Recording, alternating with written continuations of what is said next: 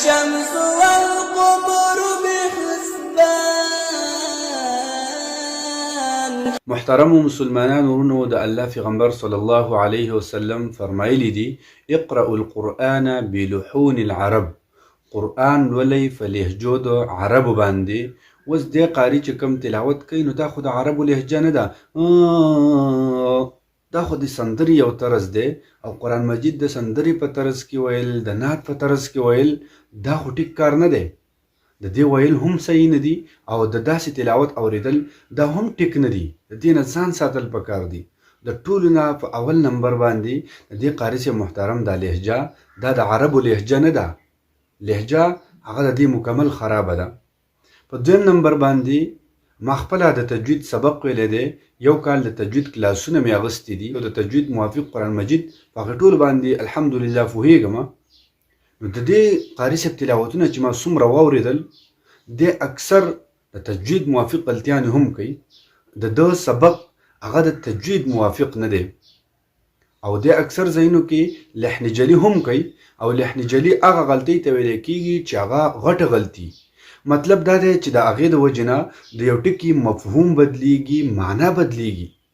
مثال په طور باندې په قرآن مجید کې راغلی دی قلب، او ته د قلب په ځای باندې کلب وې، یعنې دا قاب په کاب باندې بدل کړي، نو د قلب معنی د زړه، خو چې تا کله په کاب باندې بدل کو کلب دی ووایو، نو د دې معنی بیا سپی شو.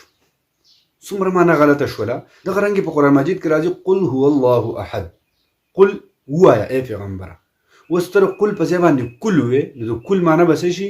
وخوره. څومره معنی کې فرق راځي. بل د دې دویم خبره دا ده چې د دې قاري صاحب محترم کم تلاوت دی هغه د تجوید موافق نه دی.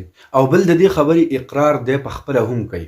د طاهر خان خپل رستورانت ته مدعو کلی دی، اول ته یې راغوښتلی دی، او طاهر خان ته دا خبره کړې ده چې ستا د تلاوت باره کې د خلکو رای هغه دا دی چې د تجوید موافق نه دی، نو تاسو مهرباني وکړئ د تجوید حوالې سره کلاسز واخلئ.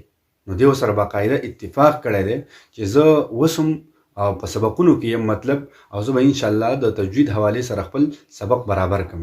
او بل دا خبره هم یاد ساتل پکار دی چې زما هیڅکله دا مقصد نه دی چې د دې قاري صاحب زه به عزتي وکړم یا د ده عزت راکم شي، نه، بلکې به حیثیت یو مسلمان زه برای اصلاح دا خبرې کومه چې دا قاري صاحب دی خپل سبق د تجوید موافق کی، او د تجوید د موافق کېدو نه پس الله دې دله دومره شهرت ورکړي چې په ټوله دنیا کې هر انسان دی وپېژني.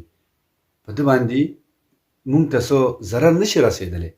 خو صرف دومره وایم چې د روژې میاشت ده، او هر سړی غواړي چې تلاوت هغه واوري، تلاوت شیر کړي، او په فیسبوک کې، په یوټیوب کې، په ټیک ټاک کې اکثر په ټرینډینګ کې د ده تلاوتونه خلکو له مخې له ورځي، نو هر سړی اوري.